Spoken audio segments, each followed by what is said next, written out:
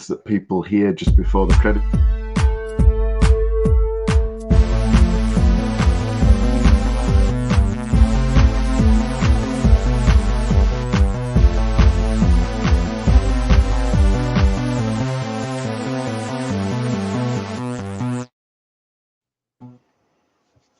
Hello, everybody. Ian, and hello, Paul. Hello, Ian. How are you doing? I am all right, thank you. I am okay. It's been a good week. How's your week been? Not too bad, quite busy. And have we got a packed programme for the viewers tonight? We have. Oh, yeah. Yeah, definitely. But thank you to everybody for joining. And the usual housekeeping stuff first, I suppose. YouTube/Google can be a bit of a git, so please keep checking that you are still subscribed to the channel. And if you're not, resubscribe. And if you aren't anyway, why not subscribe? Yeah, let's build up those subscriptions if we can. That'd be lovely if we could. That'd be nice. Yeah, nice little thing for JT when he comes back. See if we can take it in the correct direction. And I think to him a little bit, and we're hoping, possibly, he might be around for our review of the Land Between the War and the Sea. God help us. Well, you never know. Fingers crossed. You never know. So yeah. War between the sand and the wee. Yeah, that's yeah. Shall we start with that one? Well, do you want to start? Actually, you want to start? We did mention before we came on, just before we came on, about one of a Who luminary we've lost just recently. Fantastic actor, did many things. The lovely Pauline Collins. What can I say? Yes, that's very sad, isn't it? One of those few actors that has straddled both the classic and the new series, as we see in that picture there. Samantha Briggs in The Faceless Ones, and Queen Victoria, who was definitely not amused in Tooth and Claw. Yeah. And she was almost a companion in The Faceless Ones. She was going to be I think they offered her it, Victoria before Victoria, effectively, really. But yeah, I think they did offer it, didn't they? But I think she was very much an up and coming actor, wasn't she? And I think she had quite a few irons in the fire. So probably quite rightly. Very different character to Victoria. So, definitely. She's very headstrong, very modern. Very much in the vein of Polly a little bit, wasn't she? Really, quite headstrong. Yeah, very much so. It'd have been interesting to see how that woman character. Yeah. Yes, we can't have that, can we? Not in 1967? Yeah. Yes, 7. Yeah. But the thing about it is, I think she would have been a great companion. She's very ballsy, and she wasn't. After this, she went to the Liverbirds. I think I was seeing some stuff on the news about it. And when they presented the news program, they had a clip from The Faceless Ones on it, which is bizarre, because she's on so many other things. When she was married to John Alderton, she was an Upstairs Downstairs as Sarah, the Liverbirds, and of course the fantastic Shirley Valentine, which is an amazing performance, great movie, great play. That was an exceptionally good film. But did she not, after she was Sarah, wasn't she, in like you said, in Upstairs Downstairs? And that's right, John Alderton was Thomas. Didn't they have a spin-off afterwards called Thomas and Sarah? I think they did. Yeah. That's how popular they were. Yeah. Did she not write? Who wrote Upstairs Downstairs? No, it was Gene Marsh. Gene Marsh and Eileen Atkins wrote it. They were originally. I don't know if they probably wrote Thomas and Sarah as well, I'd imagine, but I don't really know off the top of my head. Maybe our keen eagle-eyed viewers will be able to tell us that in the chat if they know. But yes, they also did a sitcom together called No Honestly, I believe, with John Alderton and her in it as well. Pauline Collins, two together, working together, worked a lot together actually. So. Yeah, they were one of those. They were one of those enduring actor couples, weren't they? Yeah.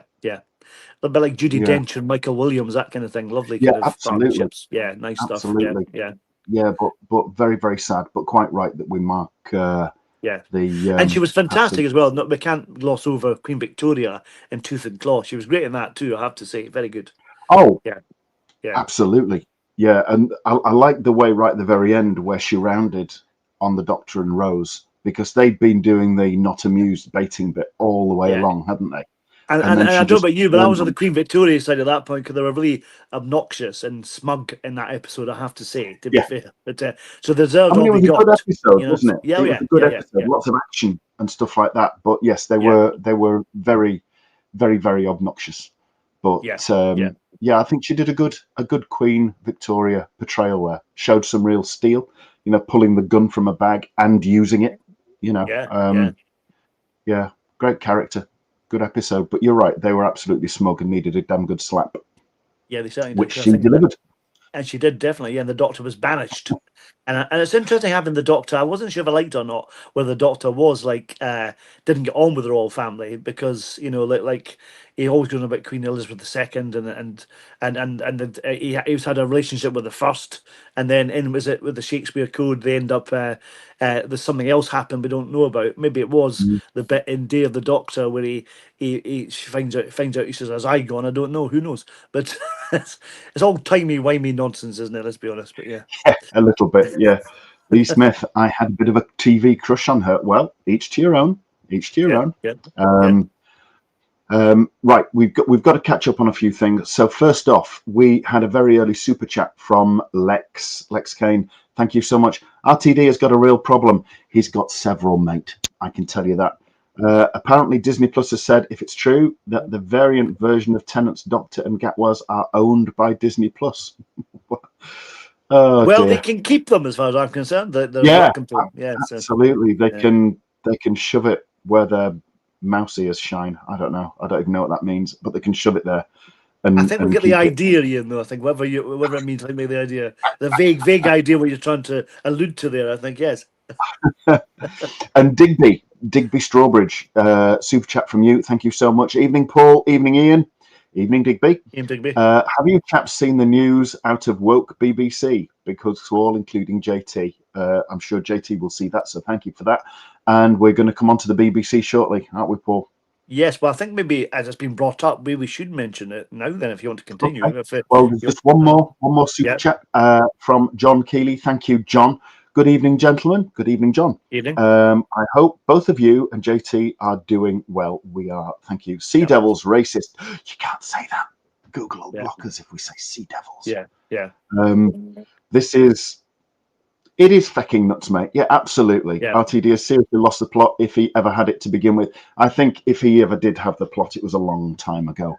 But then again, he doesn't really have a lot of plot, does he, in what he writes? It tends to be just... Well, we're going to get to that as well. I put it in my information at the top there next to my name. I put Homo Aqua My Arse, then realised it sounded like an invitation, so maybe I should take it down. I don't know, but yes.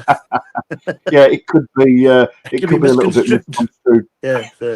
We've also. Wow, they're flying in at the minute. Thank you so much. These are really appreciated.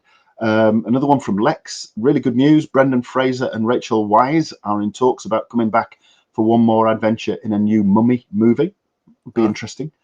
I think Brendan Fraser's had quite between the last Mummy films he was in and potentially this one. He's had quite a rocky road, hasn't he?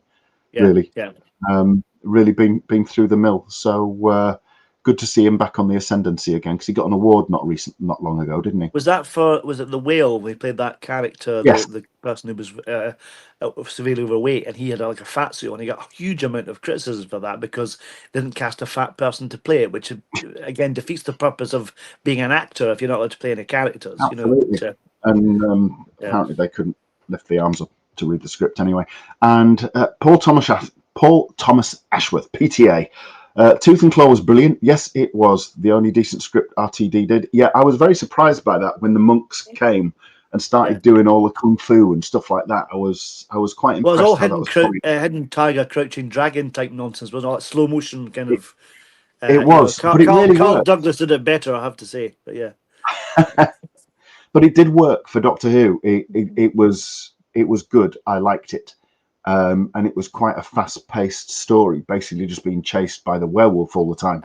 Yeah. And quite a poignant ending as far as the werewolf is concerned, anyway. Having seen the clips of that more recently on YouTube, and at the time I remember the visual effects of the werewolf being quite good, and then I've seen them more recently and they've dated quite considerably, really. So So, and I quite It enjoy that happens. because I don't mind that. I can cope with that but everyone always says the Doctor has really rubbish effects. Then it comes back in the new series and they're great. But then with hindsight and time, they become a part of their own time, don't they? So you have to Yes. accept that. Everything dates, that's the thing, But Yeah. No, you're right there. yeah. You're right there. Everything does. We've got another one from Lex. License fee is going up sometime in 2026 to £180 a year.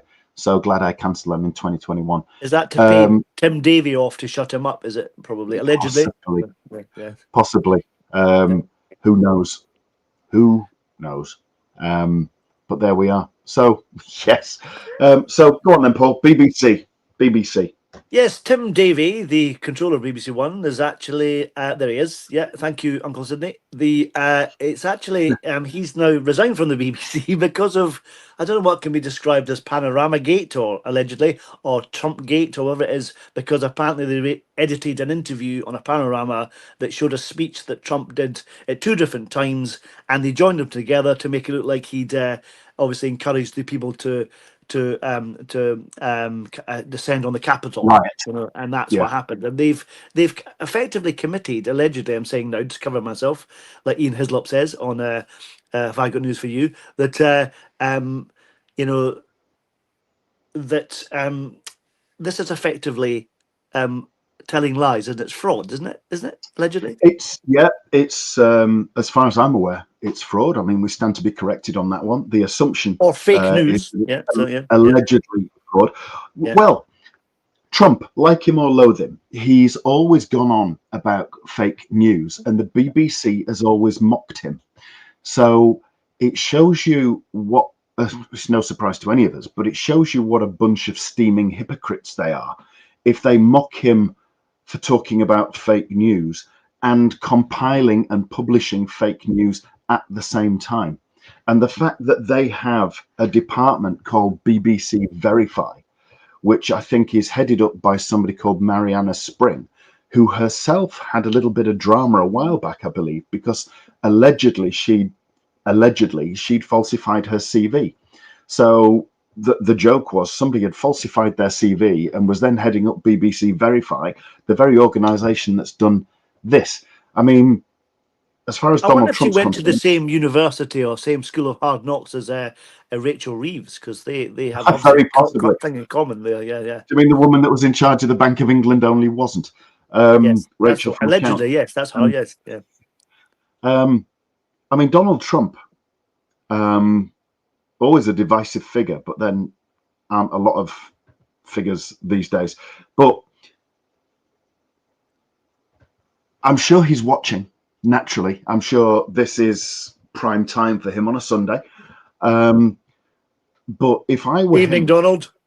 Yes, the Don, just in case he's watching, I would love it. Sorry, Mr. President, beg your pardon. So yes, Mr. President, I would love it if he sued the BBC.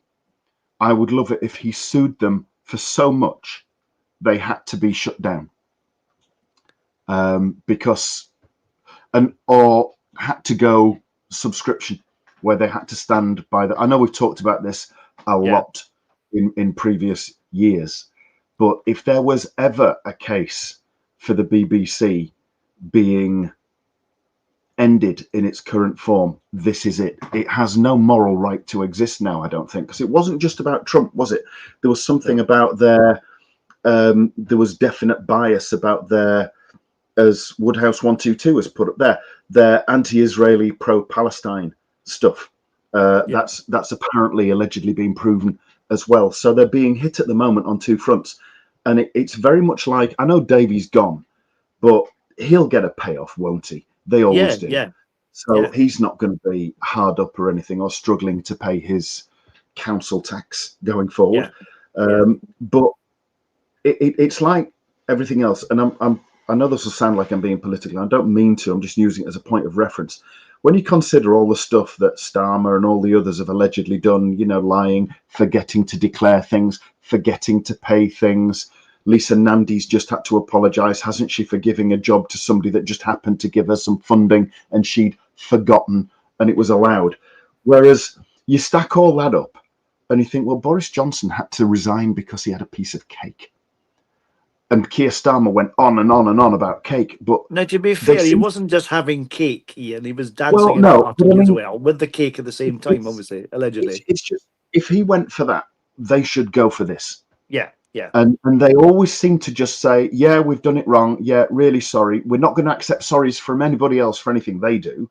But we're just going to say sorry if indeed we feel that we need to say sorry at all. We're going to carry on and ignore it.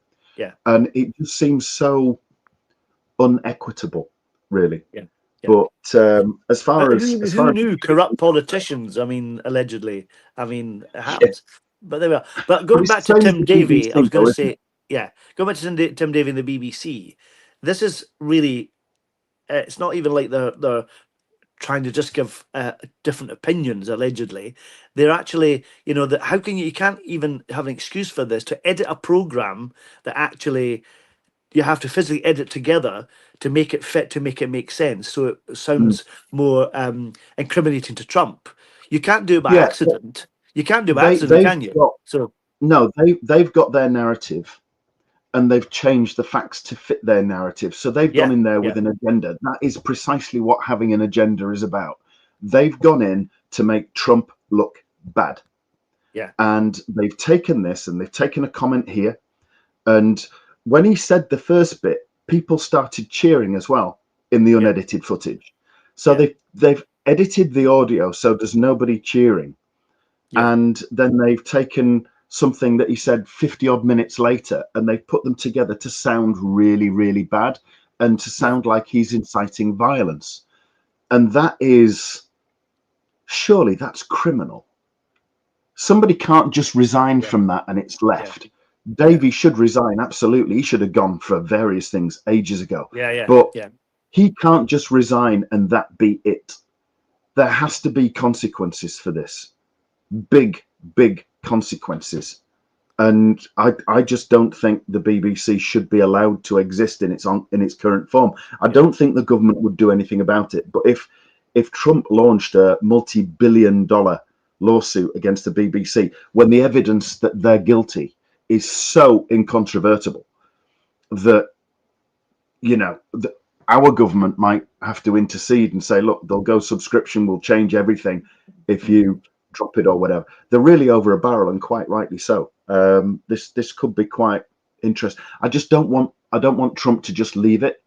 I think this is a chance to give the BBC. I don't think he will. Once he wakes up again, he'll be fine. But he's actually he's become a bit like that character. I think was it on Spitting Image? Was it John Gielgud or Laurence Olivier? We'd be sleeping in the puppet in the corner, and this broomstick would come along and poke him and wake him up. I've seen lots of footage of Trump recently. Whether it's true or not, they may have edited together. He wasn't asleep at all. That was all AI or something. Who knows? It was on the BBC. I saw that. Yeah, you don't know what is true, what is a lie. But I think the BBC have gone one step too far on this, and I think they're in hot water up to here, and they should be punished for it. Really, yeah. So with the Gaza thing as well, with the amount of pro-Palestinian aggression coming from the left, the BBC could have encouraged people to actually hurt other people by what they were putting out.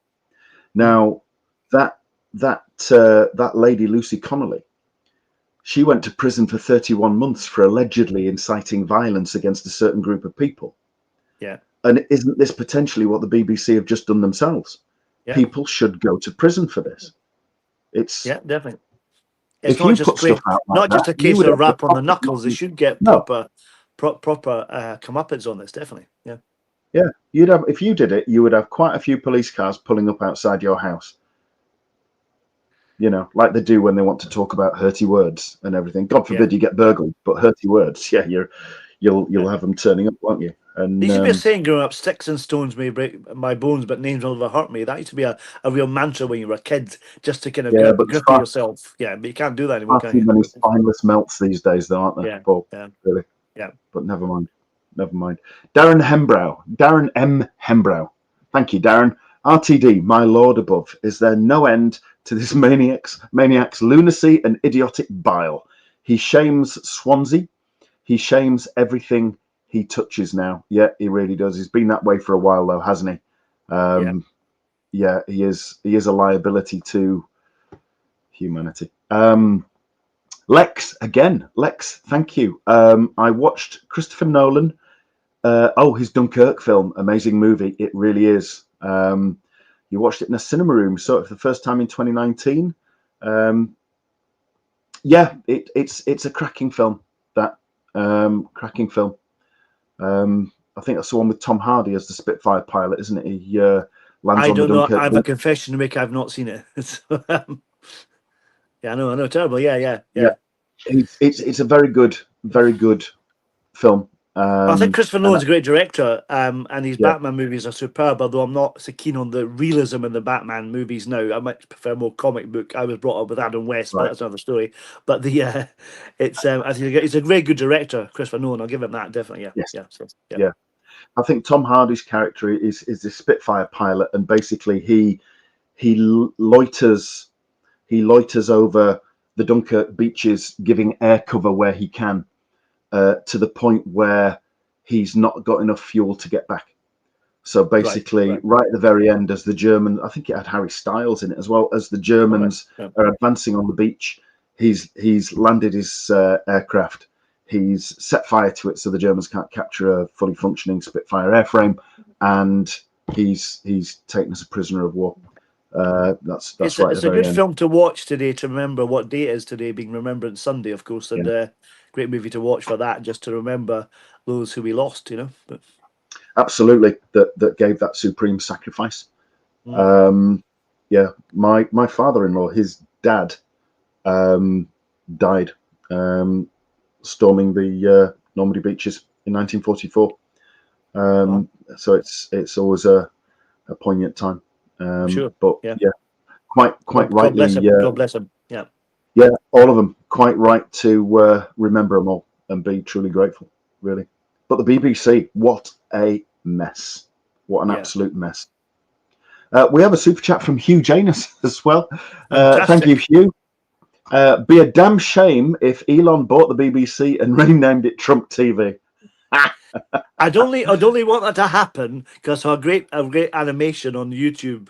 It was Trumpton, and it was actually Donald Trump as a Trumpton figure. If they made a show with him in it, I'd buy the license over and over again just for that. Yeah. So. Can I just say, there's a comment earlier about I mistakenly got Tim Davies' position at the BBC wrong. So thanks, Mr. Farrell, for the Tony, for the correction there, because I made a mistake there. So thank you for that. Thank you. I didn't pick that up either. To be quite honest, did you? They're all the positions. I think he's in charge of the BBC, Director General rather than controller. I got whatever mixed up, and my bad. Channels, the channels have individual controllers, don't they? And then he's the Director General that sits over that, and then there's a chairman. Was that the same position that Greg Dyke had many moons ago? I always get them mixed up because what with Michael Grade and all that kind of stuff, you get them all mixed up. Who's in charge? You do, don't you? Yeah. But he's going now. That's the important thing. Yes, it's just a wonder of who you get next time. And Lex, what you also watched in your cinema room, Where Eagles Dare. Now that's a classic film. Oh yeah. That is a classic film. It's always one for Christmas, isn't it? Yeah. Alongside, it's always on at Christmas, isn't it? Along with the Great Escape. And Chitty Chitty The Bang Great Bang. Escape's a funny movie. It always makes me laugh every time I watch it. You've got Steve McQueen and Angus Lenny in the same scene. That's bizarre. Or William Russell and James Coburn or something like that. Just a really odd combination of people. You know what I mean? It's fantastic. Things that you would never think would happen anywhere else. Yeah. It's like when Kenneth Branagh did all these wonderful Shakespeare movies. You had like Ben Elton and let me think, Michael Keaton in the same scene, or I think they did Frankenstein with Robert De Niro and Richard Bryars. It was an odd combination of people, just weird. Yeah. So. Now, if you would indulge me, Paul, I would like, just drag it over there, I would like to do just a few little shout outs, if I may. Okay, you can. Feel free. Because on Wednesday, we were privileged enough to rescreen a missing episode of Who's Views from 1966 with our previous presenters, Eugene and Milton. And it was a real fun. It was a real find. This, as we explained, round the back of a chip shop in Australia.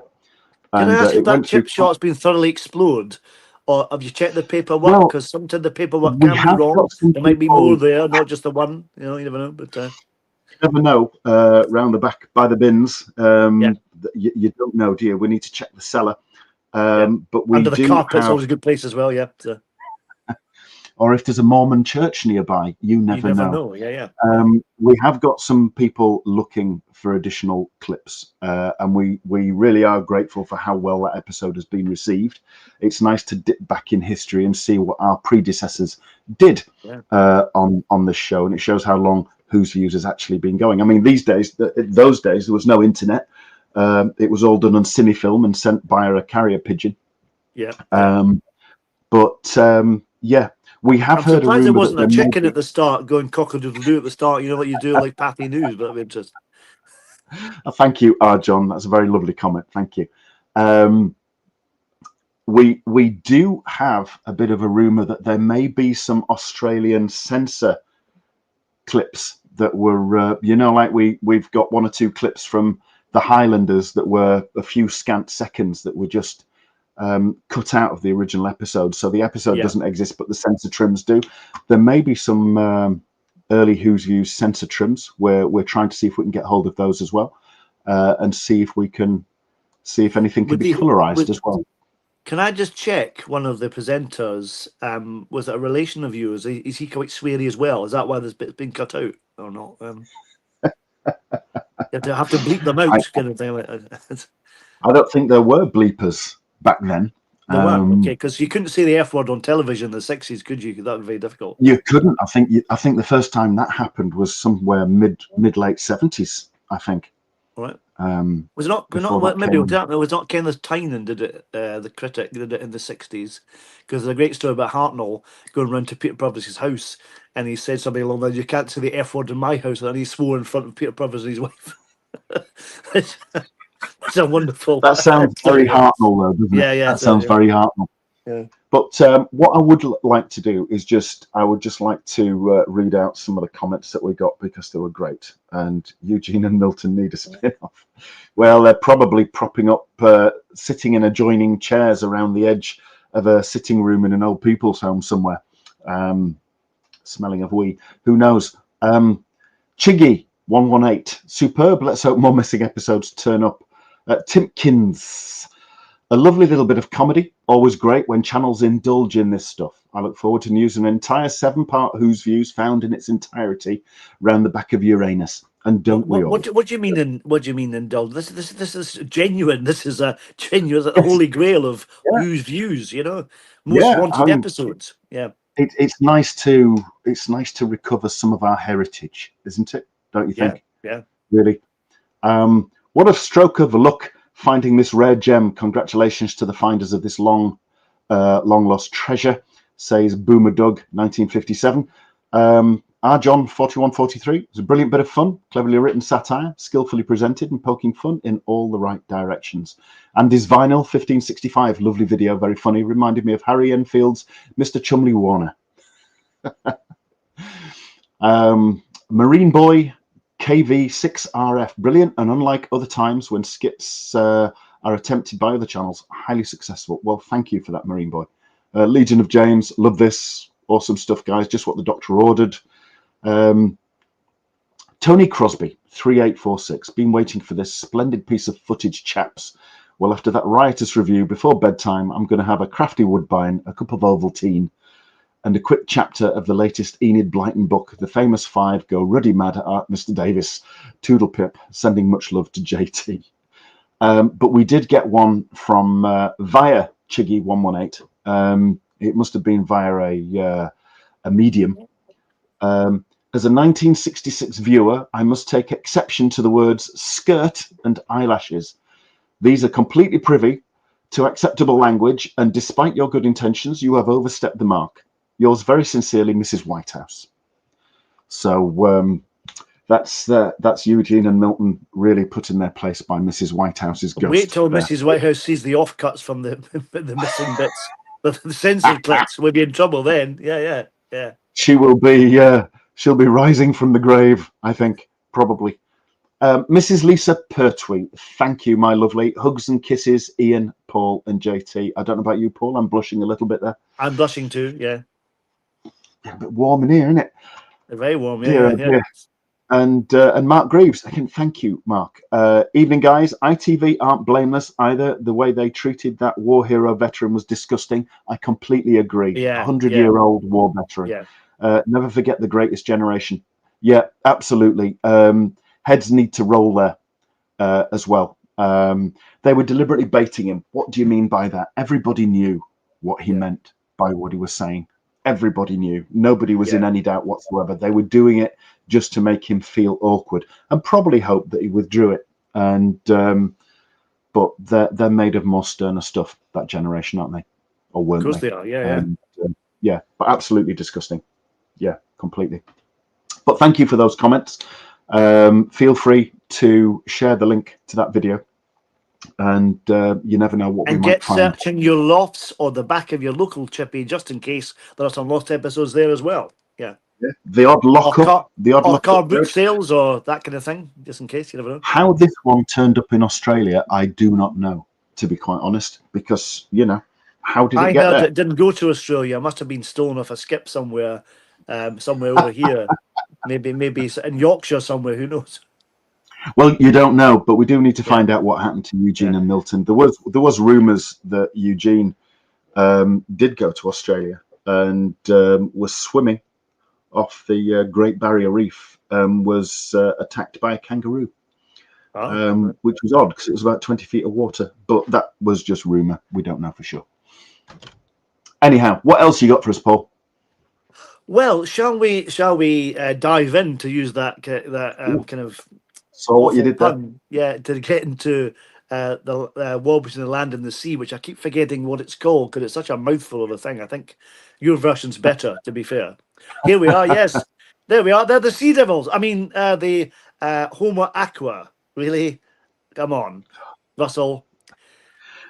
Now, I mean, I was going to say, how can he decide that this is racist? Has he lost the plot? Has he never watched the Sea Devils? The whole point of the story is Declan Mulholland, the guy on the fort, is upset when he gets a shock from seeing the monsters, called them Sea Devils. They don't introduce themselves, go, "Hello, I'm a Sea Devil." They don't do that, do they? It's like the X-Warriors. That's not their name, So however, even they're going to have a line. They're going to have a line in this saying that from Kate Stewart, "My father put in the file the Sea Devils the Doctor encountered with the help of the Navy, blah blah blah, whatever," and that's where it's going to come from. It'll be something crap like that, There was, but in Warriors of the Deep, Iktar, one of the Silurian triad, said or referred to their Sea Devil brothers and the Sea Devil warriors. So that would suggest that it is canon that the Silurians referred to them as Sea Devils. I think Iktar, because he's underwater, must have had the bends or something, because they're not called Sea Devils, honestly. You know what I mean? It's just bizarre. It's like that was just a big continuity cock up, wasn't it? That Mr. Levine couldn't sort out because there were so many cock ups in that story in terms of that, But it's just bizarre. I know what you mean, though. It was canon in that, but it doesn't fit, does it? Because it's not what they're called, is it? The thing is, though, I mean, where he's referring to this as Homo Aqua, that's because Pertwee's doctor referred to them as, I think it was the doctor referred to them, possibly not actually, but there was a reference to Homo Reptilia. That's Matt Smith, isn't it, in the Cool Blood? That Matt Smith, right, apologies. Matt Smith. So he referred to Homo Reptilia, which would make sense. So is it Sea Devils that RTD is trying to make himself newsworthy about, or is it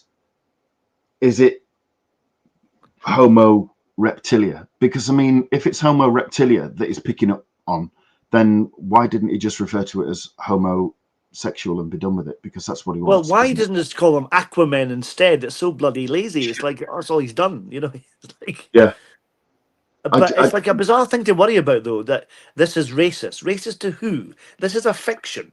It's not a real thing. And he said in the article that was referring to a little bit about is the fact they're not monsters either. It's mankind are the monsters. Boring. You know what I mean? It's just like, we've done all Then this, Barry Letts, and Terrence Dicks, they never took it from the point that these were monsters. No. The Doctor's position was always these were the dominant species on this planet before humanity came around. And they are very, very, very intelligent, in some ways more advanced. Yeah. And I think there is a possibility that RTD and the BBC are a little bit worried, and Bad Wolf are a little bit worried that there is a big sense of people not giving a shit. Yeah. And therefore he's saying something to make some headlines, I think. The bizarre thing about it is, though, and I've said this many times before, so forgive me if I repeat myself, if you're going to choose something like the Sea Devils, which is a classic Doctor Who monster we all love, when they brought them back in Chibnall's era, they looked great, but this episode was appalling. I think there's some reference. I think actually the Doctor, if you can call her that, said Sea Devil to the Sea Devil when it comes out of the water, off the statue, I mean, and then it says something back to her and insults the Doctor, says some human thing which is similar to Sea Devil but a human equivalent, so she called them Sea Devils then, but it's like, why are you using this creation if you're going to change it? If you're going to have an undersea creature, don't use the Sea Devils. You want to change it, make your own sea creature, and do that, and not tamper with the established canon or favorite monsters and just spoil them. I think it's the same as what they've been doing for quite some time, isn't it? When they tamper with classic Doctor Who, I liken them to feral cats, really. I think a feral cat will go around peeing everywhere to leave its scent on something that really doesn't belong to it in the first place, marking its territory, if you like, and trying to assert its dominance. And I think that's what RTD is doing, really. He's trying to mark somebody else's creation with his kind of like signature, if you like. And he's just trying to take ownership of something that doesn't belong to him, wasn't thought of by him, and was put on television a long time before him, a lot better than the toss that he's been putting on in recent years. To use your analogy, and if he has done all this and marked his territory, I'm hoping that the new crew that come in, if he does leave, gets a steam cleaner and steams it down or hoses it down for the next lot to come in, because and then they can start again. Yeah, so yeah. And it's a difficult whiff to get rid of, isn't it? Having had a cat. God, and stay away from ammonia, kids. But yeah, I can't think of any other reason why he's doing it.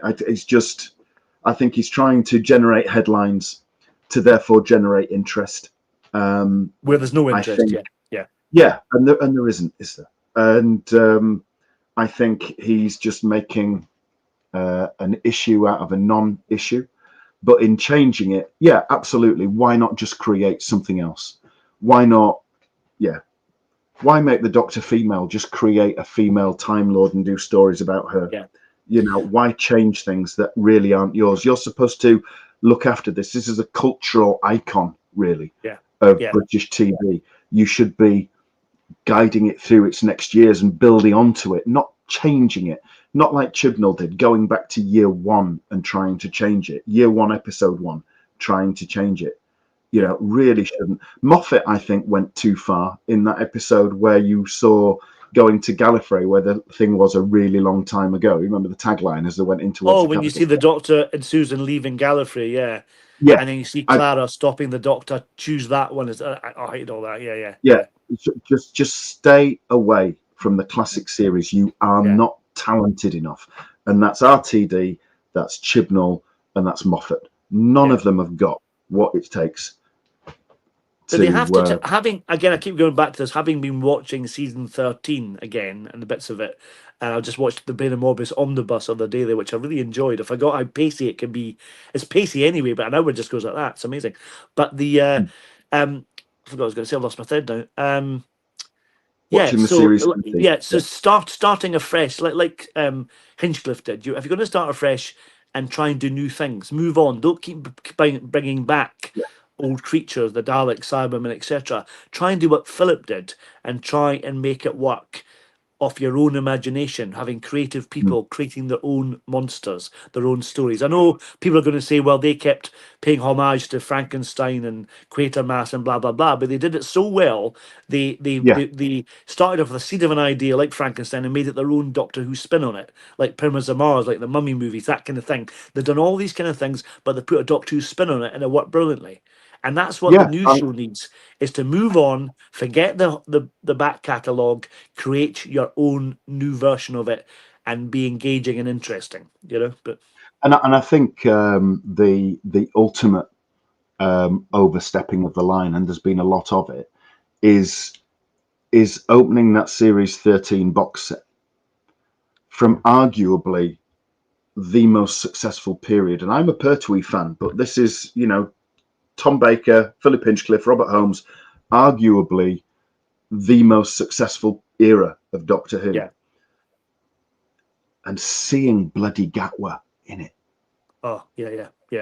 That is, they've gone too far on the AI. We've talked about that last week. But the fact that talentless prat, in my opinion, just appears on there where he has no right to be. He is in that box set. Yeah. And he's effectively surrounded by people and creatives that he does not have the skill or talent to warrant cleaning their shoes. And yet there he is, because he's shoehorned in to try and make him relevant. The only good thing about him being on that edit is that Tom Baker shows him up for the fraud he actually is, because Tom Baker wipes the floor with him. In fact, I think Jodie wipes the floor with him, to be honest. But and that says something. But Tom, if you just look at the bits from your Tales from the TARDIS bits with him, or the bits in Empire of Death, the last one that Sutek was in, or when Ncuti was doing it, all the little clips from Pyramids of Mars just showed him up massively. It really did, Yeah, absolutely. But then, it was no surprise to people like us, though, was it? No. But yeah. But you think the last thing you would do is to put in a classic Doctor who's beloved by everyone, and try and compare your new leading man who just doesn't hold a candle to Tom in the slightest. You know what I mean? No. I'll tell you something though. I was just following on from what you were saying though about ploughing your own path and making it new and moving it forward. I remember reading a magazine article, and it was probably just the back end of series 13 when it was on originally, and it was an interview with Philip Hinchcliffe, and of course we'd had the series before with Genesis of the Daleks and everything else, and in this article he was asked about the Daleks, and he said, no, I think it's time the Daleks were given a good rest. And I remember feeling very disappointed that, we're going to see the Daleks, and we didn't for 5 years until Destiny. Yeah. But ultimately he was right, because it was in that article actually that I read that they were bringing the Master back. So that was so it's pre-Deadly Assassin here. Yeah. And it was just, when you think, you read it with the disappointment of a child that likes Daleks. Yeah. But then he just had the right idea, because he knew what he was doing. He was a professional. He was a producer, and he had a script editor. He wasn't a showrunner, or something nonsense like that. He was an actual producer with an actual script editor, with proper writers contributing. There was no, let's do this because of the color of his skin, or let's do that because of their sexuality, or let's have them write a story because they're transitioned or whatever. It was like, let's have them write a story because they're really bloody good. And well, that all contributed. And I think that's what's happened now with New Who, that they've used the Cybermen and the Daleks so often they've lost any gravitas they may have had prior to Mm. the sort of 2005 when they did Dalek, which is wonderful. You know, it's they've come every time they come back too often, they have diminishing returns. They're a lot less interesting. There's no impact with them anymore. I mean, Yeah. we're quite blessed actually that Terry Nation in the 60s decided to take the Daleks away, and then we had several years again from Evil to Day of the Daleks without them, and some great Mm. stuff came of that, and it showed that the show can live on its own without the Daleks. I'm not saying don't bring the Daleks back at all, because I love the Daleks, No. but having a decent gap to make you miss them is what you need. And I've heard rumours that from various contacts of mine, like the janitor at the BBC, is actually you know, they're going to bring the Daleks back for the Christmas special coming in 2026. It's like boring, you know. It's like, I bet there'll be bronze, I bet they will and be. Yeah, yeah, they'll have the same voice by the same person, and it'll just be with that same whine as they move along. And yeah. I don't know. I mean, I think it will be the last time the Daleks appeared, apart from that shoehorn bit of Day of the Daleks in the last episode with Shooty, which you must have been seething at when you saw that. Because Oh, I was seething. Don't you worry, I was yeah, seething. I think you Yeah. were. I think I remember you seething when we reviewed it. But but you know, apart from that, the Daleks haven't been on the television since Jodie's last episode. So if they don't come back till 2026, that'll be like 4 years just about. So it's a long Mhm. time. So again, maybe it's Yeah, the time to bring them back. Who knows? But yeah, but it's when they came back with Pertwee, and when they came back in Destiny, yeah, after those long periods, it was also a different production team. yeah, yeah, In this case, it's not, and that's the thing. That's the problem. yeah, yeah. So I don't know really. I really don't. I just prefer them to be left where they are. I mean, the Cybermen, like Star Trek did with the Borg. The Borg were great at first, and then they had the film, and then they were everywhere, and then they were just, Yeah. you could knock them over with a feather in the end, and they were a real threat at one point. Yeah, yeah. Cybermen rip-off, of course, but they were a Well, real and that's threat. definitely true because the Star Trek Next Gen admitted that at convention, and that's genuine, apparently. Yeah. So, Yeah, yeah, because we often absolutely. bang on about who, if you stole something, like whether the Daleks was R2D2 a rip-off of the Daleks, or whether Chumley's a rip-off of R2D2 ripped off the Chumleys, that kind of thing. You know what I mean? So, or someone said once that a Slar looks like Darth Vader. You know what I mean? So, Well, who knows? You yeah, know? Yeah, but absolutely. yeah, Stranger things have been proved in court, haven't they? yeah. So. And things like that. But But the Borg like one's Alien. definite. Is the point I was trying to make. That was a Oh, genuine yeah, yeah. rip-off. They. Yeah, that one. Yeah. You're right. So I do remember yeah, that happening. But I mean, you look at Alien with the alien creature planting the egg that sprouts out through the person's chest and everything else. Not as yeah, graphic, but they did that in 1975 in Ark in Space. yeah. You know, And I wish and actually I remember reading somewhere there's a bit well I like it like my gory Doctor Who. There's a bit where it was cut. I remember reading or Philip Hinchcliffe telling you about it, that his head explodes. I think at one point they cut it out. There's a reaction to his final change. He's got the half kind of green face, and then he drops his gun and the door closes. That I think it's episode 2. I think. And there's an it is a extra bit of a bit of rough that edit, isn't apparently it? that actually I think they had to cut out because it was too violent. And it's a shame it doesn't exist anymore, because that'd be It lovely to is. see It that. is a shame, isn't it? It is a Yeah, shame. Yeah, because when you look at it, you go to Brain and Morbius, and you see Solon shooting Kondo, and yeah, it's like the end of Blake in Blake 7, isn't it? yeah. There's so much blood, Have you ever and they seen allowed that. that Monty Python sketch? Is it Sam Peckinpah's Salad Days? And it's really bloody. And like they're playing cricket, and it starts off that somebody throws a cricket ball and it hits someone in the eye, and they do these like bags of blood, and and there's blood spurting out and all kind of stuff, and it becomes like it's like a kind of a kind of English kind of cricket match, but it comes into a bloodbath like something from Tarantino. But Sam Peckinpah is pretty much the same. And it's a very funny sketch. You must try and find it on YouTube. It's hilarious. It really is. Remind me, remind me. Sam I Peckinpah will look. Salad Days, it's called. It's really funny. Yeah. I will look. I will look for that. We did have a ticker running across the bottom there. Fair question. Let us know in the chat, who do you think would win between the Daleks and the Borg? My money's on the Daleks, I Me think. too. Just one Dalek. That's Yeah. all you need. Just one. Just the one. That's it. Yeah. Oh, so they Yeah, keep boasting. Yeah. So yeah. I think the thing with the Borg, wasn't it, was that you killed 2 or 3, and then they worked out what your weapons were, and they had to keep changing the frequency of their phasers, didn't they, to try and get through the Borg's. And then Doctor Who copied that in that awful episode Nightmare in Silver, written by Neil Gaiman, that they would keep exactly adapting and changing. It's like, that was awful. Only good thing about that episode was the cyber mites. I quite like them. They were quite creepy, but yeah, they were good, weren't they? They were a nice little transition from the cyber mats. But I think the Daleks, their guns, they would work out what the Borg were doing, and they would just automatically adjust. And Daleks any day. Daleks any day. Yeah, me too. Definitely Daleks. Although I quite like Star Trek, Daleks every time. Yeah. So yeah, I'm with Digby definitely. So yeah. Going back, Borg would win 3-2. Dom go.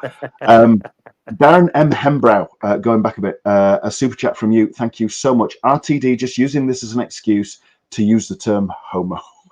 Yeah. Well, does that surprise me? anyone? That makes me laugh. And I can't remember if you were on that show. I think you were when we reviewed Carry On Screaming, and hopefully we'll review another Carry On film soon when JT's back with us. But that wonderful line that Pertwee has is when he's got the finger of the monster and he's looking through the books trying to work out which creature it is. He's going through the book. It's homo, or wrong homo, and the guy's. It's a very funny moment, is it? Love it, yeah. And we have another one from Lex. Thank you so much, Lex. What is your favourite scene in Where Eagles Dare? Oh, blimey. Well, that's a tough one. I can't. I've not seen it for a while. I can't remember. That is, yeah. I honestly, I've seen it a few times. Yeah. I can't. There gets to a point where, because there was kind of like a spate of war films in that period, wasn't there? Yeah. And like you mentioned, The Great Escape and everything, and I can't. They tend to meld into one after a while, because there was one that featured. It was about the Germans and their V1 and V2s. Right. And I remember George Peppard was in it, and it was like a squad trying to blow up the base where they were launching the rockets from. Right, and I keep getting that mixed up with lots of other films as well, but that's a really good one. Well, there's other films, Wild Geese and things like that came out. Well, that sort of 80s wasn't it? And things like that. Yeah. But I remember there's a wonderful Harry Enfield. We mentioned Harry Enfield earlier. Harry Enfield documentary based on a South Bank show that Laurence Olivier did, and he plays Norbert Smith. It's called Norbert Smith Alive, and they do his clips of his career, this fictional career of this actor Norbert Smith, and they do a little thing. I can't remember what the name of the film's called, but it's based on Wild Geese, and it's got Peter O'Toole was in it, and Richard Burton, all great drinkers, and one of the actors in the film was called Peter O'Pist, was one of them. It's a very funny sketch, and they're all drunk on set, and they've all got the DTs and they've got the guns and I've got the shakes like this. It's wonderfully funny. Norbert Smith Alive, and they get Melvin Bragg to play himself like a South Bank show, and he interviews Harry Enfield as the actor. It's hilarious. Recommend it. Yeah. Mark Greaves, super chat from you. Thank you, Mark. A secret insider has confided in Who's Views the new name for a satellite planet in our solar system, and it's not called Voga. They let RTD name it, and it's going to be called Boom Hole. Boom Holy, yeah, it's like Uranus, yeah. That was Spitting Image, wasn't it? That's right. You can't say Uranus, you say Uranus, yeah. Uranus. By the way, this new planet called Bumole. Yeah. With a native species called the Rectals. Well, would it surprise any of us, really? Yeah. Don't give him ideas. He's probably writing it down as we speak. Yeah. Well, yeah, and he won't give you credit. But thank you for that, Mark. I think we have one more to bring us completely up to speed. Bear with. Yeah. PTA. Sending my thoughts and prayers to JT. Hope he gets well soon. Definitely on the road to recovery. I think he's currently obviously still fragile, as anybody would be, but I think he's looking through. He's had a lot of emails in the JT electronic mailbox, and I think when he has the energy, he's started to go through those. So he's getting better. He's getting better, isn't he? And he wants again to thank thank you for everyone for the love and support he's been given, and the emails have really encouraged him, which is lovely. So yeah, yeah. So thank you for everybody that's written into him, definitely. So there we go. What else we got, Paul? Keep us going. Oh, so tell you what, let me throw in. Pardon? Let me throw in, just for a laugh. I saw this on X. All right. Okay. I saw this on X today, and it's not a discussion point. I just thought I'd share it because it was just a sign that there is still insanity afoot. 13 and her era, to me, just feels like it's the closest New Who has ever got to the classic Who vibe. You can tell that is somebody that never lived through the classic era. Or never watched it, I'd imagine. There's no comparison. What only comparison is that she's got 3 companions, like they had in early Who in the 60s or in the 80s. It's like, really? No, come on. What are you on? I mean, it was just, oh dear. Everyone's allowed to have their own opinion, their own taste, but really, yeah. Reality check there, please. Era, yeah. If you like the 13th era, good on you. Knock yourself out, preferably on video so I can laugh. But knock yourself out, great. Who cares? Nobody cares. Like the 13th Doctor, nobody cared. But don't try and say that it's close to the vibe, if you want to call it that the original series got, because the original series changed and developed so much over its 26-year run that it never had a single vibe at all. Pertwee's era was different from Hartnell's, which was different from Troughton's and completely different to Tom Baker's, for example. But none of them ever plumbed the depths so low to have been like the vibe that you got from Whittaker. That is just proving to me that you need serious mental help. But there you are. I just thought I'd share that for giggles. No, you showed me earlier, and I couldn't believe it. And I thought, is this person for real? Really? I mean, we all have different tastes, and it'd be really boring if we all like the same thing. But I'm beginning to question this person because, although I have to say, like I said, I doubt if I'll get a reappraisal. But based on Shooty's rubbish, this looks like this is a shining example of better Doctor Who than Shooty. Yeah. I mean, I don't obviously mind. Don't actually care.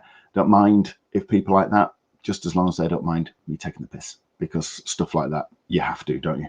But, thank you, Uncle Sydney, for that. Thank you. Well, and shout out to Uncle Sydney working in the background, by the way. Yes, he's doing very well. He's a bit rusty. He's not done it for a while, so he's getting back into practice again, which is good. But thank you, Uncle Sydney.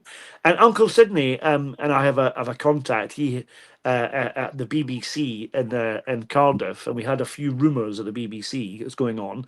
And our contact is the caretaker at BBC Cardiff who told us a few facts about things. And we heard a rumour that came up, because everyone's got contacts, haven't they? And the Janny's the best one. He knows everyone, kind of hearts and minds. He knows all the names of people, that kind of thing. But you just assumed his gender, by the way. Well, he's definitely a man. He's BBC Cardiff, after all. You never can tell, can you? But no, he's definitely a male janitor, yes. But, or caretaker, to give him his proper title.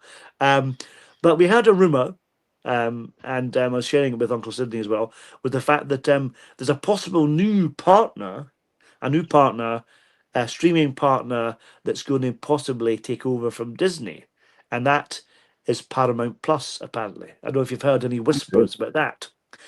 I haven't, no. So they're in negotiation with them. Now, there've been rumours prior to this, whether this is true or not, this is from the caretaker, of course, but he's his finger on the pulse. But he's been told by 14 other people. So it's got mixed up in the mix there by other people telling him, and like Chinese whispers. I don't know if I can say that anymore, but rumours kind of thing. But what happened was, so they're apparently maybe in the running to take over from Disney and start funding BBC Doctor Who. But there was a rumour prior to that Russell wasn't keen on working with certain streaming platforms, and that's possibly why he's leaving. Because they've had the falling out. He's going after 26, and then a new company is going to take over, the new streaming partner, a new company to produce another season of Doctor Who and see where it goes from there. That's what we've heard. Whether that's true or not, who knows? But maybe more will come out later. Yeah. Okay. So the thing about this is apparently Paramount. There's a bit of a negotiation going on because Paramount apparently, this is again all conjecture, all rumor from my contact, the caretaker at the BBC, but Yep. apparently Paramount Plus are wanting to try as they can to get the back catalogue of Doctor Who. So not just new Who, but classic as well to put on their platform. Now, how that would work, I'm not quite sure. But the BBC, they're not stupid. They're not going to give away the cash cow, are they? The golden goose, Mm. because that makes more money, like the collection sets, and they've got it on the iPlayer as well, and they're trying to promote that too. So if they were to take away that and sell the crown jewels of the BBC of Doctor Who to Paramount, and they'll have access to it on their platform round the world. I'm not sure how the BBC stand with what they have in terms of rights for Doctor Who Classic, for instance. So what may happen to that? You know? I mean, it's an interesting one, isn't it? Yeah. If I mean, I'd far rather Paramount than Disney. Oh yeah. And if RTD doesn't like Paramount, then that's another tick in their favour. What they've done to Star Trek is interesting. Star Trek Discovery was horrendous, woke donkey toss. Quite frankly, it was awful. I can tolerate Strange New Worlds, like the pre-Kirk Adventures of the Enterprise.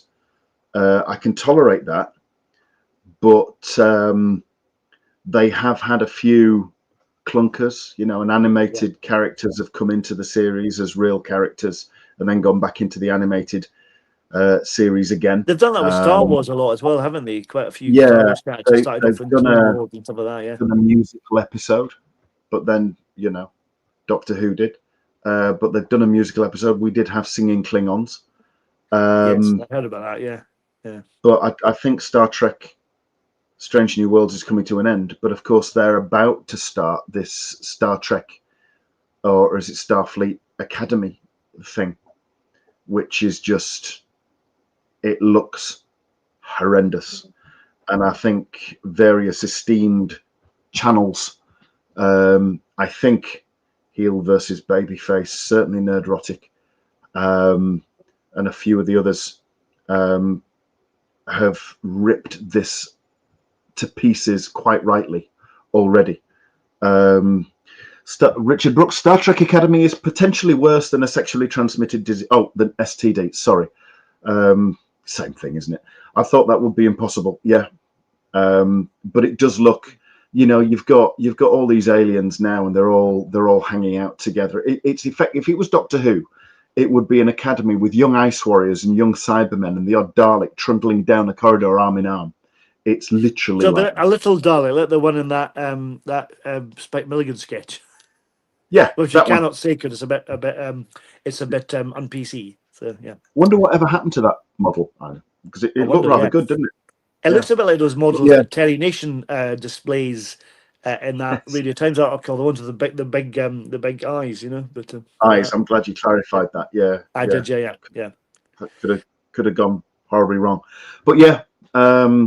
And as Duncan the Funky Evans said, a femboy Klingon. Yeah, it's horrendous, or it looks horrendous, and you just think, why would you want to carry on digging up the corpse of a franchise, desecrating it in the most disgusting, perverted ways, and then throwing its corpse on a rubbish bin? It's just, why would that's you the do thing. it? So if Paramount are going to do the same thing to Doctor Who or make it worse than what Disney did to it, wait a minute. I can't blame Disney. It's actually really Russell, isn't it?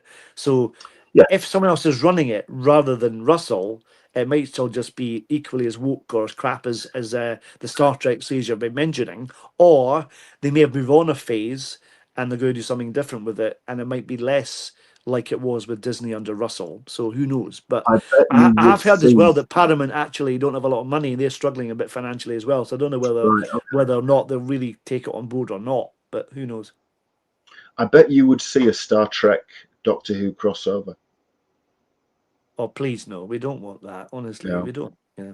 Then again, and that is, it's bizarre with Star Trek, because then you get Picard, which had 3 series, the first 2 of which were differing levels of bollocks. And then you had series 3, and they always revolved around the Borg. But series Yes. 3 was really, really good, especially at the end where they went back, spoilers, and they got the refurbished Galaxy class from Next Generation and basically saved the universe one more time. It was brilliant. It was brilliant. It's almost like they've got multiple personality disorder. You know, it's or the even numbered Star Trek films. You know, they're good, and the odd numbered ones are crap, or the odd numbered ones are crap, whatever. Yeah. You know, Yeah. it was a bit like that. They do fluctuate, really. I mean, I don't But know a who lot knows? about the. I mean, it can't be any worse, can it? But I'd still rather it was left for a while. Well, I'd rather the BBC just made it themselves and got someone else in to do it and just made it from scratch, like I suggested, like Philip Hinchcliffe did, and made it their own thing without Yeah. straying too far from what Doctor Who is. Because that, for me, I think Doctor Who's lost its way in terms of it being Doctor Who or the essence of Doctor Who. Mm. I don't think whether I don't think Disney made it Americanized when they did it. It wasn't Americanized No, particularly, no. but it lost its essence of Doctor Who. You know, because it wasn't really Mm. Doctor Who. You know what I mean? Or it I didn't feel think like Doctor Who. if they come in and take it over, RTD has to be gone. Bad Yeah. Wolf has to be gone. It can't have anything that taints it to what went on, sadly, from 2005. I think they shouldn't reference anything from the classic series. And certainly, as far as it's concerned, everything from 2005 just is ignored. It never happened. Different universe, whatever. And just do it as this stranger from an alien planet traveling around in a police box that's bigger on the inside than the outside, and just reintroduce some mystery and make them really good gritty stories, and probably in half an hour chunks. I mean, But that's we talked about that, didn't we? I Americans, think last week about that's what Hinchcliffe said about doing it maybe 25-minute episodes long and doing like 4-parters and things. Let the narrative stretch so it's not rushed at the end to finish it off. Give it more time to develop it. And if they did, I don't even if they did like 3-4-parters or something, that'd be lovely. Do that, you know, yeah, make it yeah, and encourage people to come back with a cliffhanger that engages people to come back, make it more exciting. You know, go back to that idea oh, because and the mic, I remember. Well, yeah, that's what George Lucas did when he did original Star Wars. He based his Star Wars movie on the old Flash Gordon serials, didn't he? A bit like that. yeah, You know what I mean? So yeah, there's room to reinvent that kind of genre again. That kind of come back next week kind of thing. You know, yeah. because when they did it in New Who with the 2-parters, it was quite good. Apart from the fact they spoiled the cliffhanger in the next time trailer. That's another story. But you know what I mean. But that was really exciting to have that kind of cliffhanger thing. You know. No, you're right. You're right. I mean, I'm just thinking now, having mentioned Picard, uh, Paramount could do something like Picard, in the not in the style of, but in the format of, but not. I think Picard was, each series was, I think, 10 episodes, Right. and very glossily done. You know, the visuals were amazing, um, but they could do a series of 3-parters, Yeah. you know, or whatever, an hour long each, so you get a couple of cliffhangers and things like Yeah. that. That Yeah. might work really well. I can't see an American organization putting money in and wanting to do half-hour episodes, because it won't fit with their TV model, and the BBC will kowtow. You know, It's weird though because I remember when Disney did some of the Star Wars stuff, like the Mandalorian and stuff like that. The episode lengths fluctuated massively. Sometimes they were 25 minutes, sometimes they were 45 right? minutes, sometimes were half an hour, depending on. So it's almost like they made it like one big movie and then just chopped it up kind of randomly in different sizes. So I don't know with streaming platforms. I think they can do what they like because it's not like they're necessarily. I mean, I don't know if they have ad breaks in the middle of the programs, or you just watch them yourself and you see the adverts around it. You know, I don't know how that works. Or you pay like on YouTube, you pay not to have adverts on that particular platform. Yeah, So you know what I mean. So, but I do know that they released an episode of Picard every week, so they Yeah, didn't dump yeah, it all at once. yeah. It was a weekly thing. Yeah, And they did that I with The mean, Mandalorian, which I quite well, liked, and you could watch it as soon as it dropped on Disney Plus, and you could watch it. I think it's a Wednesday it came out, and you could watch it as soon as it's 12 o'clock Tuesday to Wednesday. You could watch it just one episode. But you had to keep coming back every Wednesday to watch it. You know what I mean? Uh, and that's good, but I think that was the problem with, well, many problems with shooty stuff. But the thing that hindered it particularly was all this 12 o'clock on the iPlayer thing. That was madness, really, to be honest. But yeah, that was, yeah. yeah, The episodes became more about their release time than their actual content. I mean, their yeah, content was yeah. shite, Oh yeah, but yeah, the release schedule became the story more than anything else, didn't it? yeah, yeah. But I mean, that's an interesting one though, Paul. Yeah, Paramount So I'd be could be interested to see very whether that's true or not, because I'm not. I know my sources may not be as accurate as we think, but whatever happens, there is still talk about them doing this potential streaming thing, because the BBC can't afford to do it on their own no. potentially. Well, I think they probably can, because I remember speaking to another Doctor Who fan friend of mine, but when the Jodie stuff was on, when you look at that, although the stories are fairly crap and she's rotten, the actual quality of the program, the way they were filmed, the cinematography was really good. It looked quite high Yeah, budget, but I don't think it had any bigger budget than it had when Capaldi did it. It's pretty much the same. I think they did maybe less episodes. Maybe there's a little bit of budget more, but not massively. But I think it but looks then better. Like Flux, for instance, that episode, The War of the Sontarans, for instance, which is quite a good episode, and the Sontarans are quite good in it. Visually, that would be great with them fighting, with the soldiers and all that kind of stuff was brilliant, really well done, and that looked much better, I think, than some of the Disney stuff. You know what I mean? But yeah, yeah. so they don't need 100 million to do 10 episodes, or what happens to Oh be. They God, can do no, it. They God, can do no, it. no. With less than that, quite easily within probably BBC budgets, and I think that's what they should be doing. And we've said this before. GT said it. It's about the stories they're writing, and then the effects should be an afterthought. You know what I mean? And then as Mm, long as they're good effects, but let's think of the story first. You know? But yeah, a story shouldn't be critiqued just on the strength of its effects, yeah, but it yeah, also shouldn't be praised just because of its effects either. I mean, yeah, you look at a story like Robots of Death, yeah, fantastic story, one of the all-time greats, yeah, in a very claustrophobic set. You yeah, know, you would do a really, if you were doing that now, you would do more of an extensive set, probably split level, and everything else, yeah. and you'd see a bit more. And obviously, visually, it would look a lot more realistic. But you wouldn't be spending between £6 and £10 million No, no. on that episode, would you? But You even just even you wouldn't. go back to, it's a bit of a cliche to say this, but Invasion of the Dinosaurs. People slag that story off because the dinosaurs are a bit poor. Okay, well we'll forgive that. But that story, if you can suspend your disbelief and ignore the fact that dinosaurs in some places are a bit ropey, some bits are great. The head, the Tyrannosaurus Rex Yeah, is yeah, brilliant. yeah, And I yeah. don't think that the pterodactyl is that bad. Quite like it actually, but the story itself is really strong. The idea of this golden age thing The and story is putting really the thing, the London and the whole planet back in time, and all these fanatics trying to make it the new Earth again. It's a fantastic story, brilliantly written. and Sarah waking up and thinking that she's on a spaceship that left Earth Yeah, 3 weeks ago. yeah. That was, is she? Has she It was really? That was really cleverly done, because Oh you could. yeah, Because yeah, everyone you could well believe it. 'Cause at that point, you hadn't realised that until later that she wasn't, and until she realised you got the mark, the cut on her head, But it's a brilliant story, and you yeah. should get more praise. And I'm hoping that they'll do special effects for that for the next Blu-ray that comes out, Series 11.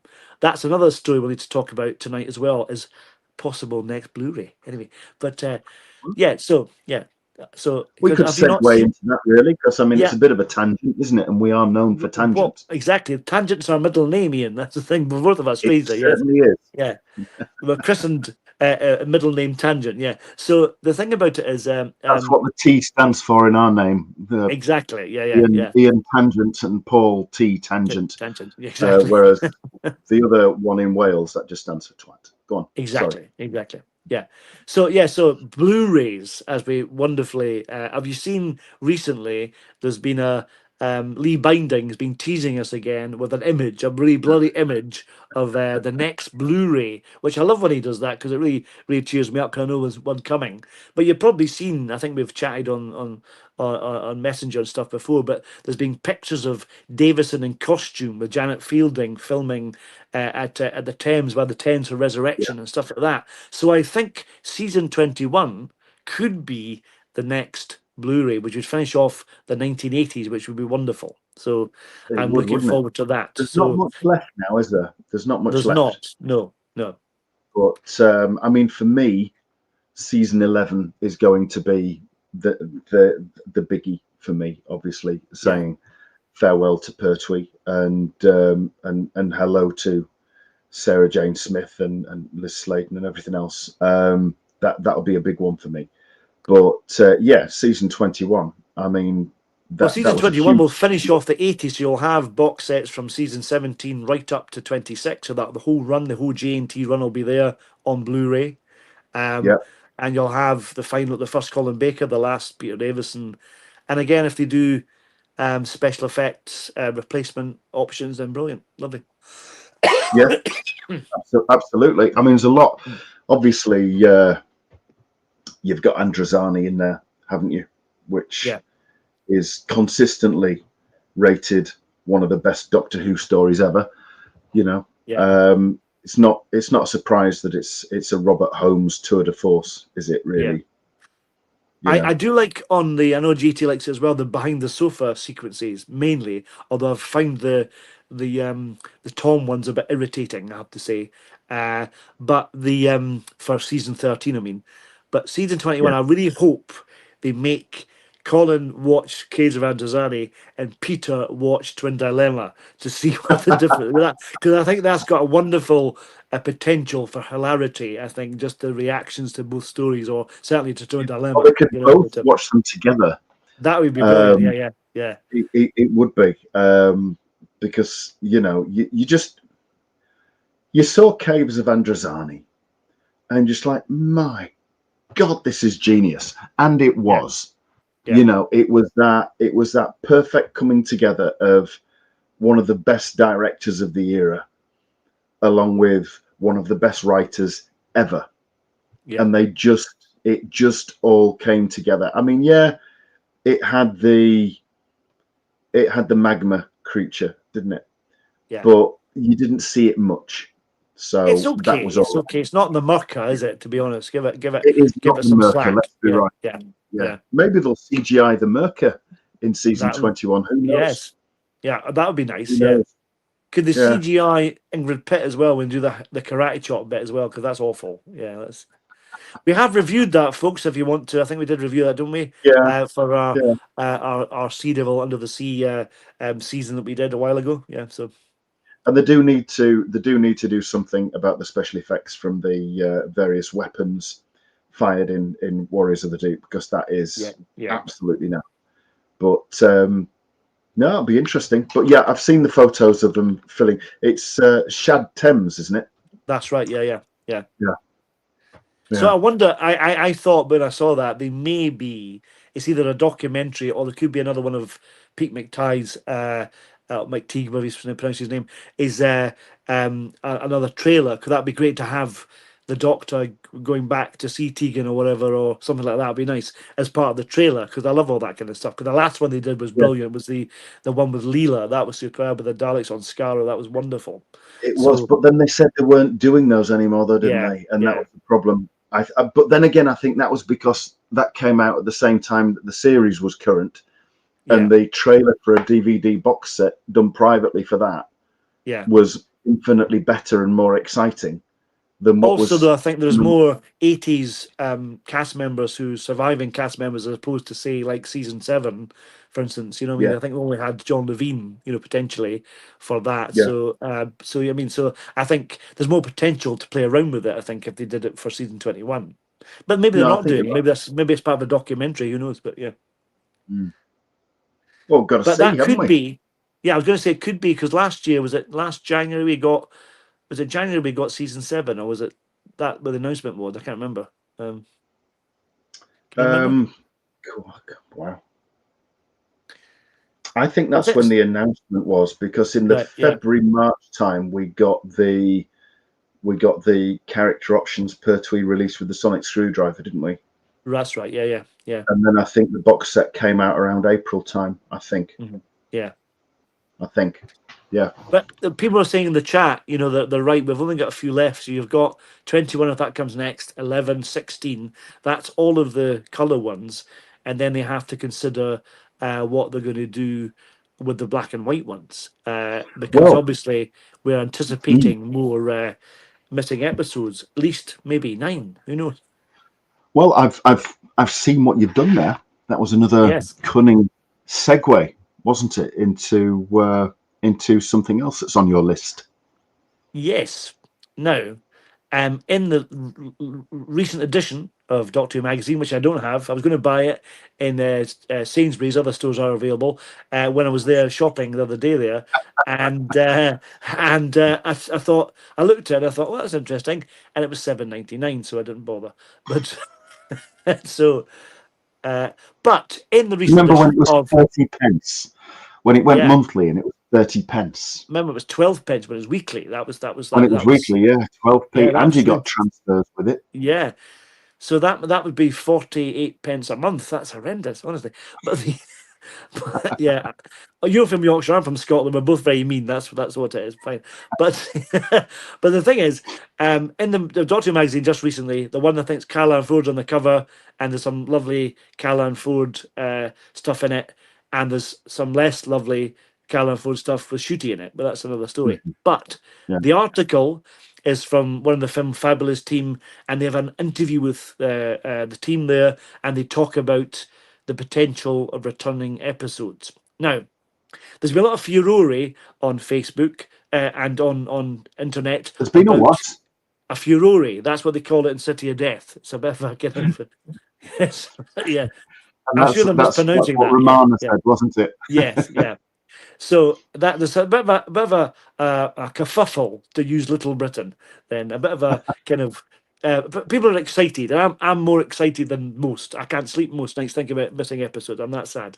But anyway, but but there's been talk about different episodes coming from different collectors, and this article is in the Doctor Who magazine. So in the article it says that there could be an announcement coming within weeks. Now I don't want to pour a cold water on the fire and put it out. But I'm wondering when that article was actually written, because in terms of the timeline of what we might find out further down the line, I would love to Yeah. get an announcement before Christmas or on Doctor Who Day, whatever it's going to be, whatever. That's now a thing there. Apparently, Doctor Who Day. Can you believe that? So on the 23rd of November, which is actually a Sunday, so we'll be hopefully covering something then. Ian, fingers Yeah, crossed. we will be on air, so you never know. I mean, that'd be the ideal. Sorry, I'm just playing with my toys. They're not toys, Okay. are they? They're action figures. I mean, it'd They're be. called dollies. That's what they're called. I thought that was a filming thing for a camera. It is as well. Yes. It would be great on Doctor Who Day if something was revealed, and who knows what. But it would be fantastic, and I can't think of a better time to announce it if they do. It'd be perfect, wouldn't it? But I've heard 9 or 10. I saw somebody else had mentioned 12. That it would be fantastic. One would be fantastic, but something that's even bigger than the last big one, which obviously was Enemy of the World and Web of Fear. It's hard to be top that because it's so many episodes, isn't it? 9 episodes. Yeah, was wonderful. yeah. What I'd love to do is if they either bring them out all at once, all 12 episodes, or they drip feed one episode every few months. That'd be superb. That would be lovely, wouldn't it? I don't think I could cope with it one episode every few months. I think if there was a little bit of bunching, shall we say, and there was a few that were out that completed a story, or made most of a story where you could then, animate the rest, then that would be another DVD release, and potentially, then you don't know. You could get something where we could see the equivalent of a Hartnell box set. Problem being, love a bit of bunching. Don't we all love? Steady the buffs there. But yeah. But, so the point I was trying to make was this article anyway is because we're going off a tangent a bit as normal. But the fact that this story, I don't know when it was written, when the article was written, in relation to I mentioned about the wonderful Tim Burrows Missing Episodes podcast that Bedweer is works on, and Bedweer Two Figures Gullidge. But the thing is buy it twice, buy it thrice. Twice, yes. Yeah.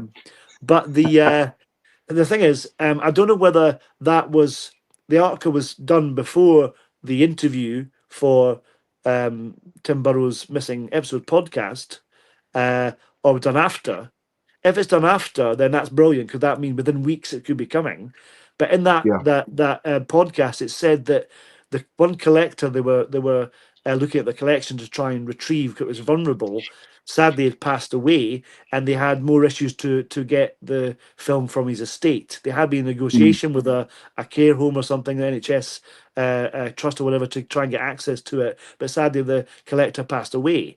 So they have to go back to, I think, lawyers and stuff into the estate to try and renegotiate access to the collection. So I'm wondering if that was done prior to them finding out, sadly, the man had passed away, or this is after the fact, and they are making wonderful progress, and it's only a matter of weeks, and then bingo, we'll have a missing episode. So it'd be great, though, wouldn't it? I mean, it's, you can't. For people like us, it's just so exciting, isn't it? This is your bread and butter. Hold on. I'll just stop you. I just saw Stephen Braddock said 15 to 17 in the next 2 weeks. He said, "What does he know?" Look at that! Look. Yeah, as he found, we'll set the Daleks on him. Yeah. Is he, Stephen? Have you got a caretaker friend as well who knows some stuff? If you do, let me know. But you just want to know what stories they come from, don't you? Yeah. And it's I can't wait, mate. I honestly, genuinely can't wait. It can't come soon enough, and I know we'll have to wait. But the 23rd of November would be the absolute peak date to. Let's face it, they're going to know what the episodes are. Yeah.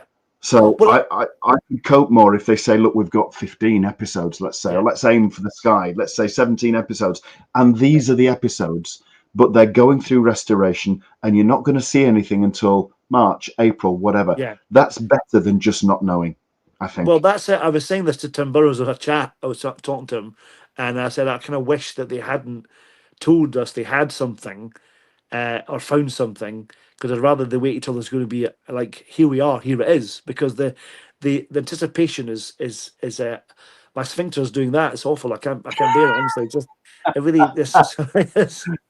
Thank you for the mental image of your. That's okay. Sphincter. Okay.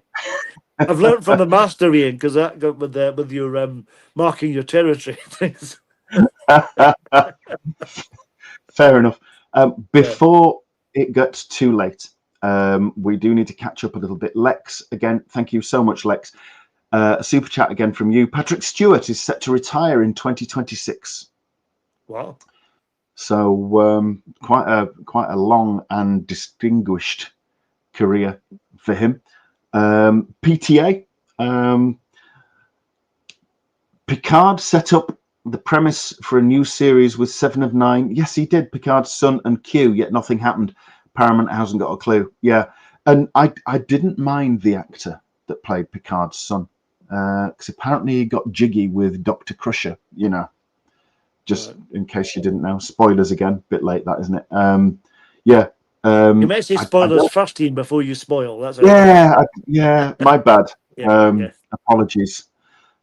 Sorry, not sorry. But yeah, I like the actor that played Picard's son. I can't tell you his name, but I get the feeling he certainly seemed like he was an English actor.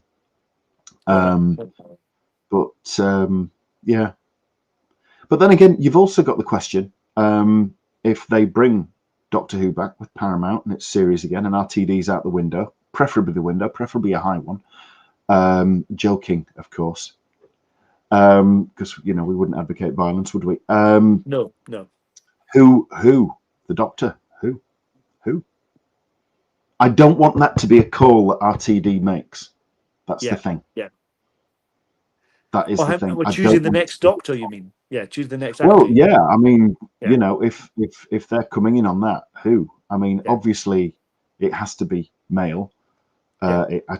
Skin color is irrelevant. It has to be male. It has to be an actor, and it has to be British. Yeah. Yeah. No disrespect. I don't think there should be any Scots. I think they've been done to death. With Sylvester and his rolling his R's and Capaldi and everything else, it'd be too echoing of Capaldi, if you see what I mean.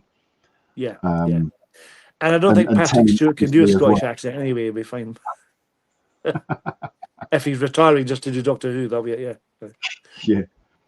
So I don't know. It's an interesting one. It could get very interesting again. And they could surprise us and do it really well.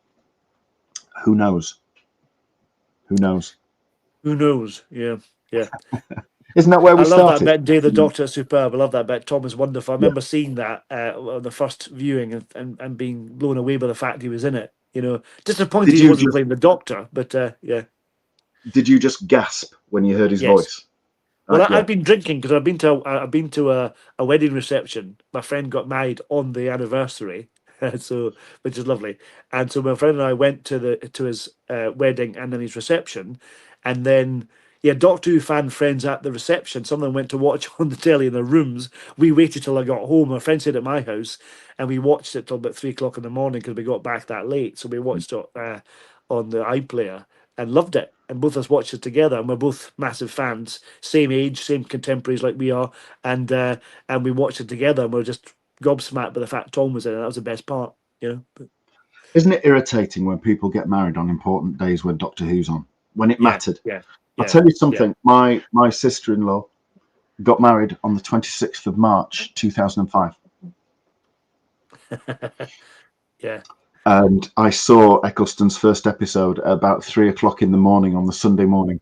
I couldn't go to bed. I was too excited, but I had to do the thing where I watched the last episode of Survival. I watched them again, and then I went straight into. I had to do that. You not watched the TV movie? What you like? Yeah, I did. I watched McGann. Yeah, I did. Right. Got to just so I could transition from McCoy, McGann, and Eccleston straight away, and it was great. Loved it. But they were. Well, it's 10 o'clock. It's 10 o'clock. I know we started late today, but 10 o'clock. So shall we wrap it there? Well, can I do one final thing then before we wrap up? Because we've done this regular thing about purchases and stuff. Now we talked about the fact it was your birthday yesterday, so hope you had a lovely birthday. But a friend of mine, my birthday's the 17th of November, and a friend of mine got me a little early gift, so I have to thank him for this because I've been trying to track this down. And I got as a gift for my birthday the Steelbook of Power of the Daleks. Now I don't have this. I've got other 2 versions of it, and this is lovely. And the reason why I desperately wanted this, it's a lovely tin though. It really is. I had a little look at it, and it's just wonderful tin. It's superb, really is. It is lovely. It's a lovely really piece. Gorgeous. And I didn't have this because I wanted to get the color version of the animation because it only appears on this version in the UK and an American version. It's not on the special edition version, which I bought thinking it was because I had the original one. I think I'll get the color and great about that, and it wasn't on it. So this has been a small holy grail for me for a while to get because I really want the color version because it's quite nice, although it's meant to be in black and white, and I normally watch the black and white animations when I do get them. But it was nice to have this one in color because it's only been done the once on the one release, and that's it. So it's nice to have. It's a lovely addition. It's a lovely addition. It really is. Yeah, it really is. So one of the last really watching that later. Yeah, so one of the last. Maybe they'll find the real version of Power, and I won't need to. So well, if it's 17 episodes, can you imagine if 6 of them were Power of the Daleks? Oh my god, fantastic! Yes, that would be yeah.